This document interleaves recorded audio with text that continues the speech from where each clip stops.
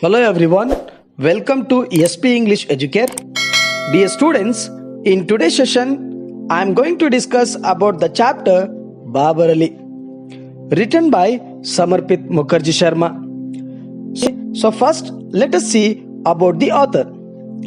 This is none other than Samarpit Mukherjee Sharma, and she Associate Creative Educator of Youth Leader India, the India chapter of Youth Leader magazine, and she is a member of the dynamic action oriented online magazine network focusing on groundbreaking positive change initiative, portraits, tools and more. So let us see about Babar Ali. Who is Babar Ali?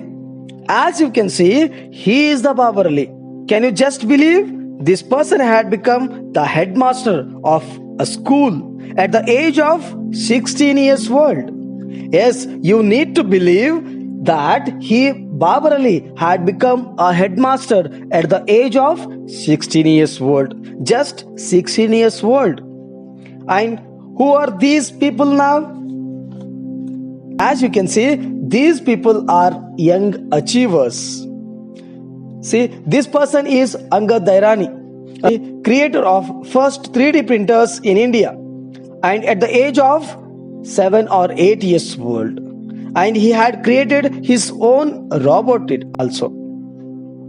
See, and these two young kids, one of that Anand Gangadharan and Mohak Balla, creators of Walkie Mobi chargers. As you can see, these two kids are holding the shoes, and using the shoes they had prepared walkie or mobile charger, and they named it as Walkie Mobi chargers. And most importantly, this Walkie Mobi chargers used to charge cell phones 42% just in a half an hour, which is almost 22 to 23% more comparatively to than regular chargers.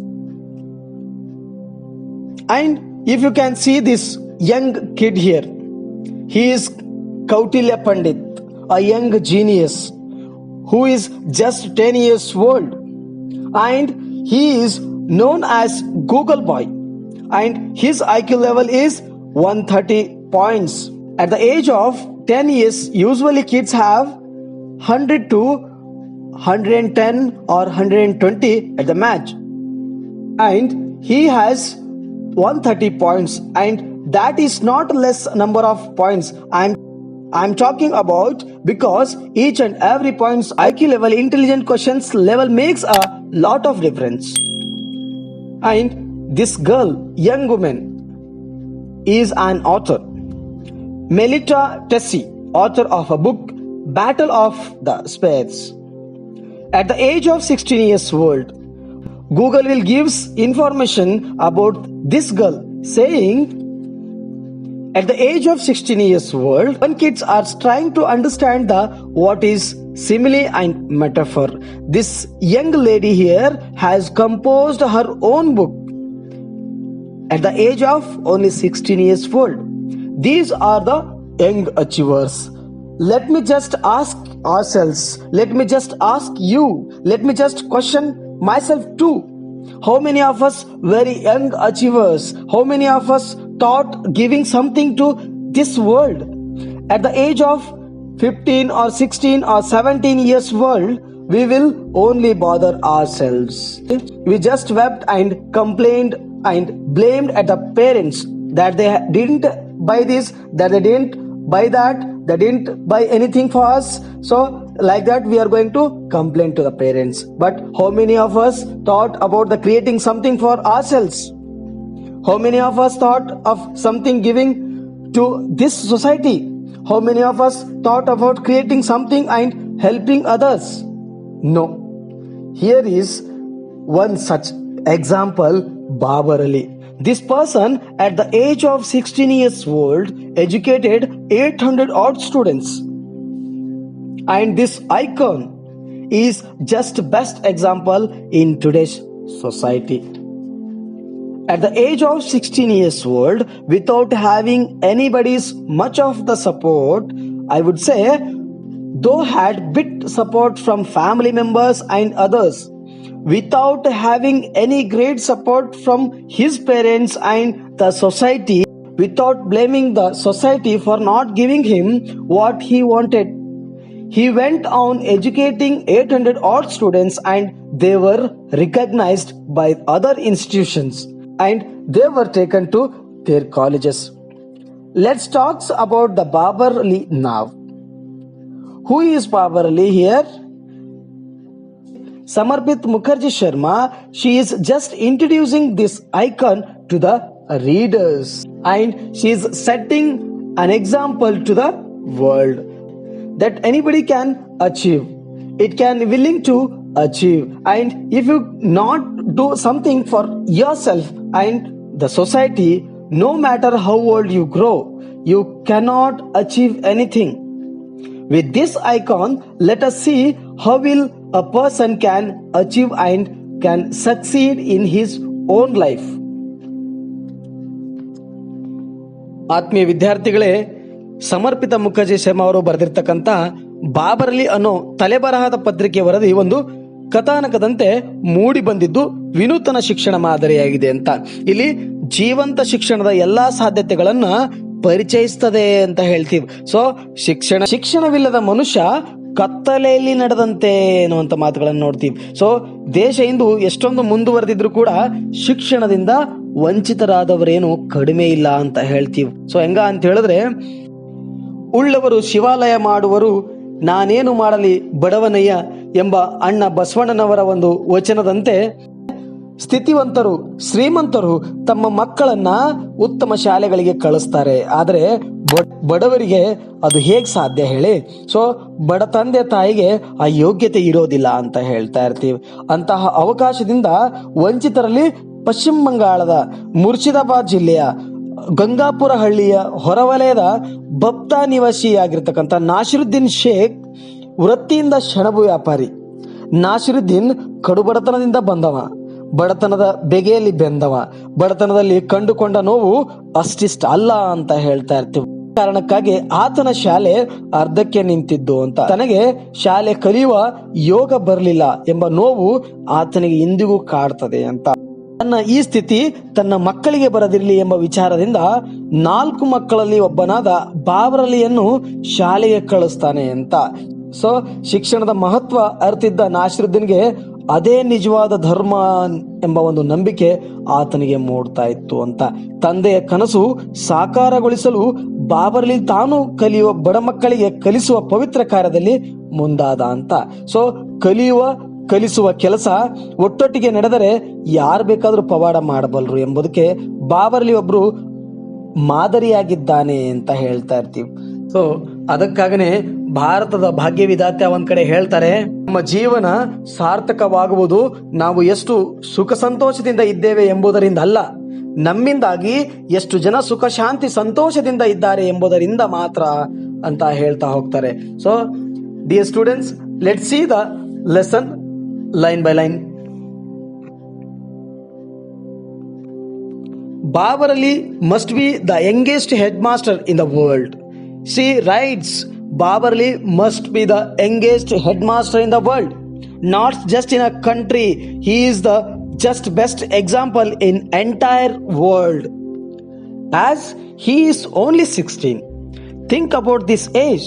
What did you think of?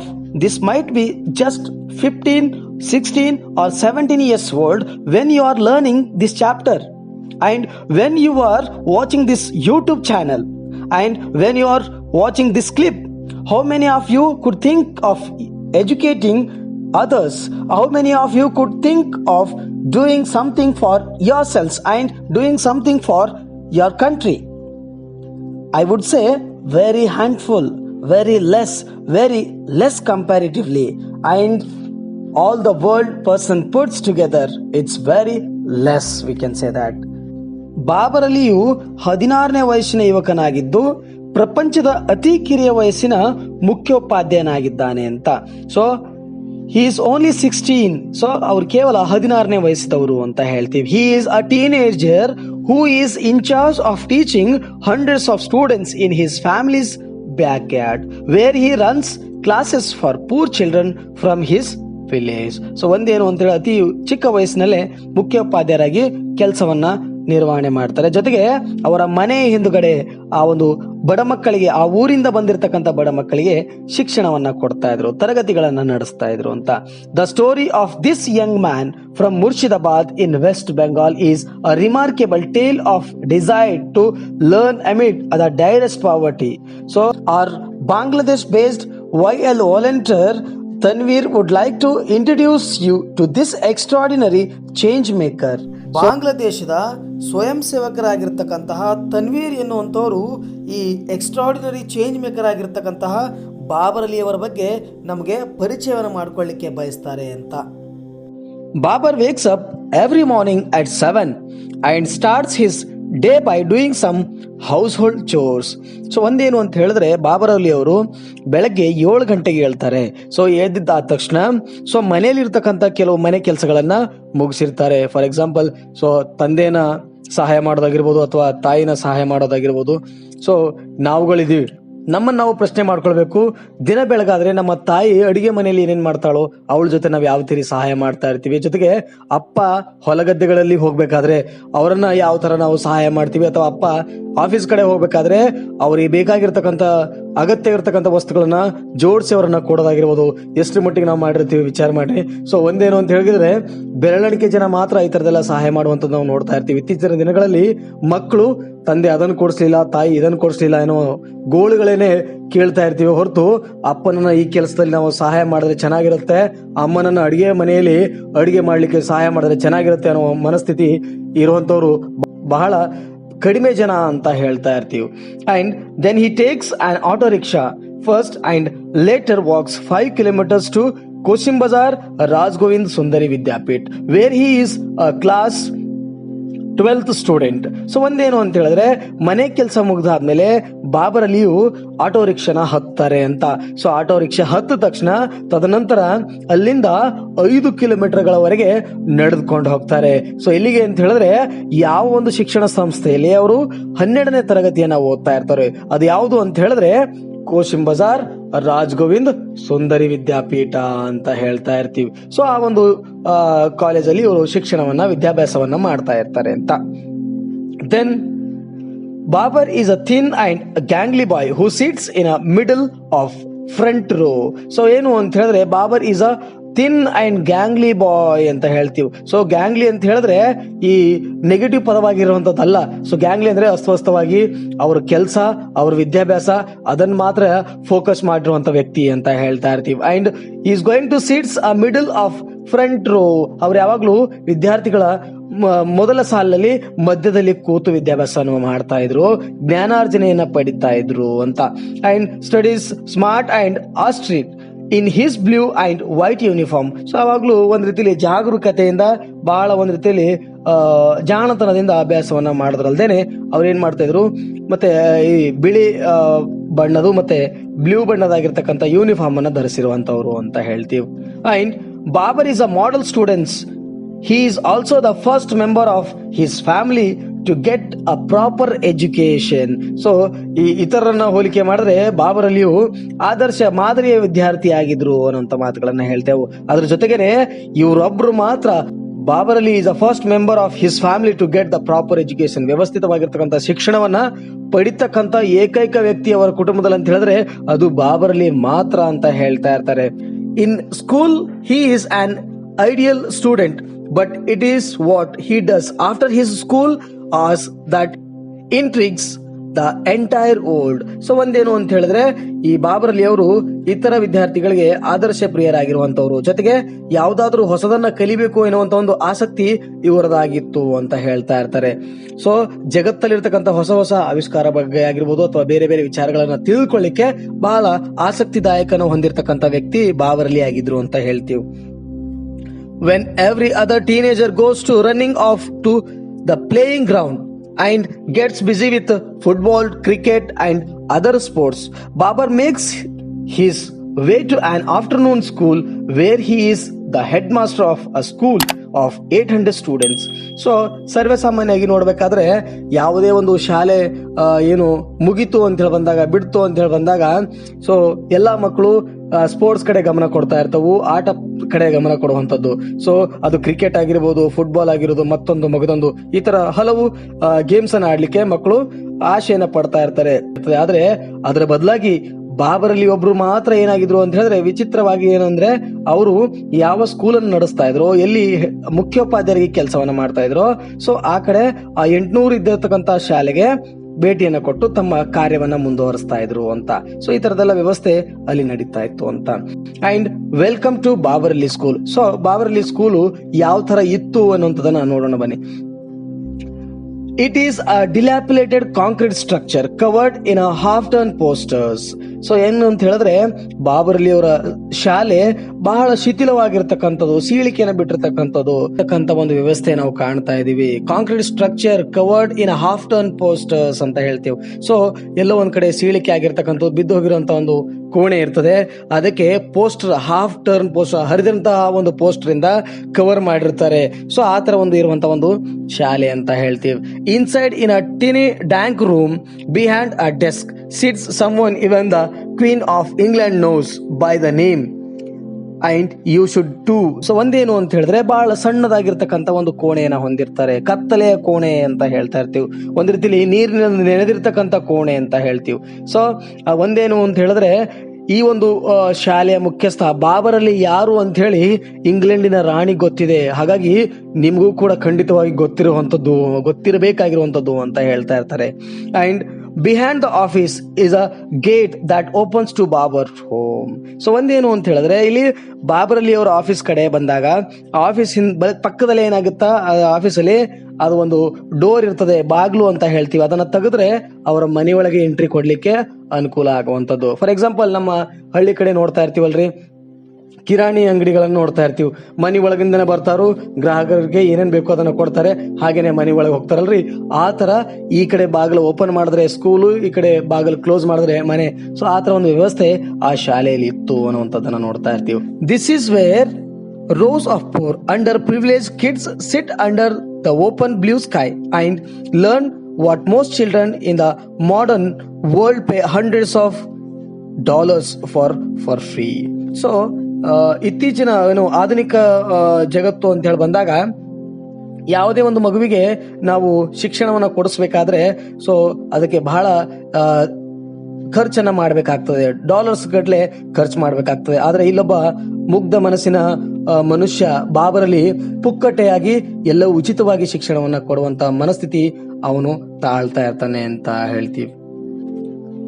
This is where 800 kids who are deprived from their basic rights for education walk miles to learn free of cost the basics and fundamentals of life. So ಒಂದೇನು ಅಂತ ಹೇಳಿದ್ರೆ, ಇಲ್ಲಿ 800 ಜನ ಇರ್ತಕ್ಕಂಥ ಮಕ್ಕಳು ತಮ್ಮ ಸವಲತ್ತುಗಳನ್ನ, so ತಮ್ಮ ಹಕ್ಕುಗಳಿಂದ ವಂಚಿತರಾಗಿರ್ತಕ್ಕಂಥ ಮಕ್ಕಳು ಇಲ್ಲಿ ಶಿಕ್ಷಣವನ್ನ ಪಡಿಲಿಕ್ಕೆ ಹಲವಾರು ಮೈಲಿಗಳಷ್ಟು ನಡ್ಕೊಂಡು ಬಂದು ಸೊ ಫ್ರೀಯಾಗಿ ಶಿಕ್ಷಣವನ್ನ ಪಡಿತಾ ಇರ್ತಾರೆ. ಅವರ ಜೀವನಕ್ಕಾಗಿರ್ತಕ್ಕಂಥ ಕೆಲವು ಹಕ್ಕುಗಳನ್ನ ಪಡ್ಕೊಳ್ಳಿಕ್ಕೆ ಆಗ್ತದೆ ಅನ್ನುವಂಥದ್ದು. ಸೊ ಅಟ್ಲೀಸ್ಟ್ ಅವರು ಬೇಸಿಕ್ ನೀಡ್ಸ್ ಗಳು ಕೂಡ ಅವರಿಗೆ ಸಿಗಲಾರದಂತ ಒಂದು ವ್ಯವಸ್ಥೆ ಅಲ್ಲಿ ನಾವು ನೋಡುವಂಥದ್ದು ಅಂತ. So let us take a minute over here and think. So ಒಂದು ವಿಚಾರ ಅಂತ ಹೇಳಿದ್ರೆ, ನಮ್ಮ ಮನೆಯಲ್ಲಿ ನಮ್ಗೆ ಶಿಕ್ಷಣವನ್ನ ಒಳ್ಳೆ ಕಾಲೇಜು, ಒಳ್ಳೆ ಸ್ಕೂಲಲ್ಲಿ ನಮ್ಗೆ ಅಡ್ಮಿಷನ್ ಕೊಡಿಸ್ತಾರೆ, ಆದ್ರೆ ನಾವುಗಳು ಎಷ್ಟು ಚೆನ್ನಾಗಿ ಓದ್ತೀವಲ್ರಿ, ನಿಮ್ಗೆ ಗೊತ್ತಿರುವಂತದ್ದೇ. ಸೊ ದಿನ ಬೆಳಗಾದ್ರೆ ಸ್ಕೂಲ್ ಹೊಕ್ಕಿವಿ, ಕಾಲೇಜ್ ಹೊಕ್ಕಿವ್, ಅದಾದ ಬಳಿಕ ಮನೆಯಲ್ಲಿ ಬಂದ್ಮೇಲೆ ಆರಾಮಾಗಿ ಬ್ಯಾಗು ಎಲ್ಲವೂ ಡ್ರೆಸ್ಸು ಆ ತರದೆಲ್ಲ ಸಿಕ್ಕಲ್ಲೇ ಎಸೆದು ಸೊ ವಿಶ್ರಾಂತಿಯನ್ನ ಪಡಿತಾ ಇರ್ತೀವಿ. ನಮ್ಗೆ ಶಿಕ್ಷಣದ ಹಂಗೆ ಗೊತ್ತಿರಂಗಿಲ್ಲ, ಅದನ್ನ ನೆಗ್ಲಿಜೆನ್ಸಿ ಮಾಡ್ತಾ ಇರ್ತೀವಿ. ಈ ಮಕ್ಕಳಿಗೆ ಯಾವ ತರ ಆಗಿರ್ಬೋದು, ಅವ್ರಿಗೆ ಸೊ ಬೇಸಿಕ್ ನೀಡ್ಸ್ ಗಳೇ ಅವ್ರಿಗೆ ಸಿಗ್ತಾ ಇಲ್ಲ ಅಂತ ಅಂದಾಗ, ಆ ತರ ಒಂದು ವ್ಯವಸ್ಥೆಯಲ್ಲಿ ಇವ್ರಿಗೆ ಯಾರು ಸಹಾಯ ಮಾಡದೇ ಇದ್ರು ಕೂಡ ಬಾಬರಲ್ಲಿ ಪುಕ್ಕಟೆಯಾಗಿ ಮಕ್ಕಳನ್ನ, ನಿರ್ಗತಿಕ ಮಕ್ಕಳನ್ನ, ಅನಾಥ ಮಕ್ಕಳನ್ನ ಸೇರಿಸ್ಕೊಂಡು ಫ್ರೀಯಾಗಿ ಏನು ಶಿಕ್ಷಣವನ್ನ ಕೊಡ್ತಾ ಇದ್ರೆ, ನಾವುಗಳು ನಾವುಗಳು ಯಾರಾದ್ರೂ ಮಕ್ಕಳು ನಮ್ಮನ್ನ ಅಣ್ಣ ಈ ತರ ಒಂದು ಮ್ಯಾಥ್ಸ್ ನನಗೆ ತಿಳಿಸು, ಸೊ ಅಕ್ಕ ಈ ತರ ಒಂದು ನನಗೆ ಹೇಳ್ಕೊಡು ಅಂತ ಹೇಳಿ ಬಂದಾಗ ನಾವು ಅವ್ರನ್ನ ಹೀಯಾಳಿಸಿ ಮನೆಗೆ ಕಳಿಸುವಂತ ವ್ಯವಸ್ಥೆ ನಾವು ಮಾಡ್ತಾ ಇರ್ತೀವಿ ಹೊರತು ನಾವು ಅವರಿಗೋಸ್ಕರ ಕೆಲವು ಸಮಯವನ್ನ ಕೊಡದೇನೆ ನೆಗ್ಲೆಕ್ಟ್ ಮಾಡ್ತೀವಿ ಅನ್ನುವಂಥದ್ದನ್ನ ಇಲ್ಲಿ ಹೇಳ್ತಾ ಇರ್ತೀವಿ. So while we whine about our allowances and fuss about staying out late, this average boy from a small village is actually helping to make this world a better place. So ಒಂದೇನು ಅಂತ ಹೇಳಿದ್ರೆ ನಮಗೆ ಹಲವಾರು ಅವಕಾಶಗಳಿರ್ತವೆ. So ಆದ್ರೆ ಅವುಗಳನ್ನೆಲ್ಲವೂ ಉಪಯೋಗ ಮಾಡ್ತೀವಿ, ಆದ್ರೆ ಇನ್ನೊಬ್ಬರಿಗೆ ಸಹಾಯ ಮಾಡುವಂತ ಮನಸ್ಥಿತಿಯಲ್ಲಿ ನಾವು ಇರೋಗಿಲ್ಲ ಅಂತ ಹೇಳ್ತಾ ಇರ್ತೀವಿ. ನಾವು ಈ ಸಮಾಜ ಏನಿದೆ ಅಲ್ರಿ, ಸ್ವಾರ್ಥ ಸಮಾಜದಲ್ಲಿ ಬದುಕ್ತಾ ಇದೀವಿ. ಸೊ ಎಲ್ಲೋ ಒಂದ್ ಕಡೆ 100ಗೆ ಒಬ್ರು ಮಾತ್ರ ಈ ತರ ಒಂದು ವ್ಯಕ್ತಿಗಳು ನಮ್ಮನ್ನ ಸಿಗುವಂತವ್ರು ಅಂತ ಹೇಳ್ತಾ ಇರ್ತೀವಿ. ಸೊ ಈತನೊಬ್ಬನೇ ಒಂದು ಸಣ್ಣ ಗ್ರಾಮದಿಂದ ಬಂದಿರತಕ್ಕಂತ ಹುಡುಗ ಈ ಜಗತ್ತನ್ನೇ ಅವನತ್ತ ತಿರುಗಿ ನೋಡುವಂತ ಒಂದು ಕಾರ್ಯ ಅವನು ಮಾಡ್ತಾ ಇದ್ದಾನೆ ಅಂತ. Today all around the world where millions of childrens are being deprived from literacy because their families cannot bear the expenses. So ಒಂದೇನು ಅಂತ ಹೇಳಿದ್ರೆ ಜಗತ್ತಿನಾದ್ಯಂತ ಮಿಲಿಯನ್ ಗಟ್ಲೆ ಮಕ್ಕಳು ಶಿಕ್ಷಣದಿಂದ ವಂಚಿತರಾಗ್ತಾ ಇದ್ದಾರೆ, ಸವಲತ್ತಿನಿಂದ ವಂಚಿತರಾಗ್ತಾ ಇದ್ದಾರೆ. ಯಾಕಂತ ಹೇಳಿದ್ರೆ ಅವರ ತಂದೆ ತಾಯಿಗಳು ಆ ಒಂದು ಖರ್ಚನ್ನ ಭರಿಸ್ಲಿಕ್ಕೆ ಆಗ್ದೇನೆ, ಅದನ್ನ ತಾಳ್ಕೊಳ್ಳಿಕ್ಕೆ ಆಗ್ದೇನೆ ಆ ಮಕ್ಕಳನ್ನ ಶಾಲೆಗೆ ಕಳಿಸ್ತಾ ಇಲ್ಲ ಎನ್ನುವಂತ ಕೊರಗು ಇವತ್ತಿಗೂ ಜೀವಂತವಾಗಿದೆ ಅಂತ ಹೇಳ್ತಾ ಇರ್ತೀವಿ. This is one school boy from India is trying to change that, and so at the age of 16 Babar Ali is world's youngest headmaster. So ಒಂದೇನು ಅಂತ ಹೇಳಿದ್ರೆ ಇಂಥ ಒಂದು ಪರಿಸ್ಥಿತಿಯಲ್ಲಿ ಭಾರತದ ಮಗ, ಸೊ ಭಾರತದ ಮಣ್ಣಿನ ಮಗ ಅಂತ ಹೇಳಿದ್ರು ತಪ್ಪಾಗ್ಲಿಕ್ಕಿಲ್ಲ, ಬಾಬರ್ ಅಲಿ 16ನೇ ವಯಸ್ಸಿಗೆ ಸೊ ಇತರ ಮಕ್ಕಳನ್ನ, ನಿರ್ಗತಿಕ ಮಕ್ಕಳನ್ನ, ಅನಾಥ ಮಕ್ಕಳನ್ನ ಪುಕ್ಕಟೆಯಾಗಿ ಕೇವಲ 16ನೇ ವಯಸ್ಸಿನಲ್ಲೇನೆ ಫ್ರೀಯಾಗಿ ಶಿಕ್ಷಣವನ್ನ ಕೊಡ್ತಾ ಇದ್ದಾನೆ ಅಂತ ಹೇಳಿದ್ರೆ ಪ್ರಪಂಚದ ಅತಿ ಕಿರಿಯ ವಯಸ್ಸಿನ ಮುಖ್ಯೋಪಾಧ್ಯಾಯರಾಗಿ ಕಾರ್ಯವನ್ನ ಮಾಡ್ತಾ ಇದಾರೆ ಅಂತ ಹೇಳಿದ್ರೆ ಎಲ್ಲರೂ ಮೆಚ್ಚಬೇಕಾಗಿರುವಂತದ್ದೇ ಅಂತ. So Babar happens to be one of the fortunate souls in his village. So yes, he is the fortunate soul, ಅದೃಷ್ಟದ ಆತ್ಮ ಅಂತ ಹೇಳ್ತಾ ಇರ್ತೀವಿ. ಇವರು ಸೊ ಮಕ್ಕಳನ್ನ ಹುರಿದುಂಬಿಸೋದಾಗಿರ್ಬೋದು, ಮಕ್ಕಳನ್ನ ಶಿಕ್ಷಣ ಕೊಡೋದಾಗಿರೋದ್ರಿಂದ ಇವ್ರನ್ನ ಫಾರ್ಚುನೇಟ್ ಸೋಲ್ ಅಂತ ಕರೀತಾ ಇರ್ತಾರೆ ಅಂತ. In the Bapta neighbourhood of Gangapur village in West Bengal, Murshidabad, Babar lives with his 3 siblings and his parents in at the detached house which is the size of an average city kitchen. So ಏನು ಅಂತ ಹೇಳಿದ್ರೆ ಬಾಬರ್ ಅಲಿ ಅವರು ಈ ಬಪ್ತಾ ಎನ್ನುವಂತ ಒಂದು ಊರಿನ ಪಕ್ಕದಲ್ಲಿ ಗಂಗಾಪುರ್ ಎಂಬ ಒಂದು ವಿಲೇಜ್ ಅಲ್ಲಿ ಅವರೇನು ಗ್ರಾಮದಲ್ಲಿ ತನ್ನ ತಂದೆ ತಾಯಿಗಳ ಜೊತೆ ಮತ್ತೆ 3 ಜನ ಸಿಬ್ಲಿಂಗ್ಸ್ ಗಳ ಜೊತೆ ಆ ಒಂದು ಹುಲ್ಲು ಹಾಸಿಗೆ ಇರ್ತಕ್ಕಂತ ಚಪ್ಪರ ಮನೆ ಅಂತ ಹೇಳ್ತೀವಲ್ರಿ, ಆ ಚಪ್ಪರ ಮನೆಯಲ್ಲಿ ಈ ಸಿಟಿ ಕಿಚನ್ ಅಂತ ಹೇಳ್ತಾ ಇರ್ತೇವೆ. ಸಿಟಿ ಕಿಚನ್ ಅಂತ ಬಂದಾಗ ಸಿಟಿಯಲ್ಲಿ 10x10, 10x8 ಈ ತರ ಒಂದು ಇರುವಂತ ಜಾಗದಲ್ಲಿ ಕಿಚನ್ ಅನ್ನ ಮಾಡಿರ್ತಾರೆ. ಸೊ ಆ ಕಿಚನ್ ಇರುವಂತ ಒಂದು ಅಳತೆ ಸುತ್ತಳತೆಯ ಪ್ರಕಾರವಾಗಿ ಅವರ ಮನೆ ಇತ್ತು. ಅಂತ ಮನೆಯಲ್ಲಿ 3 ಜನ ಸಿಬ್ಲಿಂಗ್ಸ್ ಗಳು ಮತ್ತೆ ಇವನ್ ಪೇರೆಂಟ್ಸು ಇವರು, ಸೊ ಇಷ್ಟು ಜನ ಉಳ್ಕೊಂಡಿರ್ತಾರ ಅಂತ ಹೇಳಿದ್ರೆ ವಿಚಾರ ಮಾಡ್ರಿ ಎಷ್ಟು ಪ್ರಮಾಣದಲ್ಲಿ ಅವರು ತಮ್ಮ ಜೀವನವನ್ನು ನಡೆಸ್ತಾ ಇದ್ರು ಅಂತ. At the ironically, he is still among the privileged ones in his village because unlike most children there, he went to the school and got formal education. He was better off also in being the son of Nasiruddin Sheikh. Nasiruddin is a jute seller and a dropout who believes that education is man's true religion. The Nasiruddin Sheikh is going to drop out from the education. For that sake he is going to believe that education is man's true religion. So ಶಿಕ್ಷಣ ಪಡೆಯುವುದೇ ನಿಜವಾದ ಧರ್ಮ ಎಂಬ ಒಂದು ಅರ್ಥವನ್ನ ಮನಗಾಣಿರ್ತಕ್ಕಂಥ ಏಕೈಕ ವ್ಯಕ್ತಿ ಅಂತ ಹೇಳಿದ್ರೆ ಅದು ಬಾಬರ್ ಅಲಿಯ ತಂದೆ ನಾಸಿರುದ್ದೀನ್ ಶೇಖ್. ನಾಸಿರುದ್ದೀನ್ ಶೇಖ್ ಅವರು ಜೂಟ್ ಸೆಲ್ಲರ್ ಆಗಿರ್ತಾರೆ ಅಂತ, ಸೆಣಬು ವ್ಯಾಪಾರಿ ಅಂತ ಹೇಳ್ತಾ ಇರ್ತೀವಿ.